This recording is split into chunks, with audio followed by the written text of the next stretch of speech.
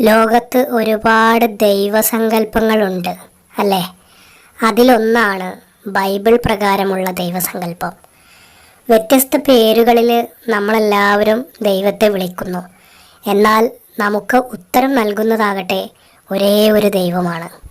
ജാതിക്കും മതത്തിനും രാഷ്ട്രീയത്തിനുമൊക്കെ അപ്പുറത്ത് നമ്മളെല്ലാവരും മനുഷ്യരാണ്.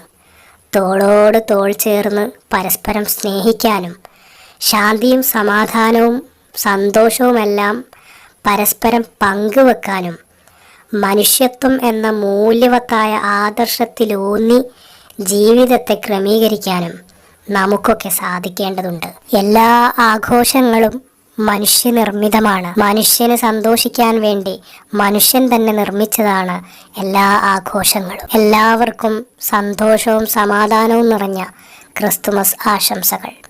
Thank you.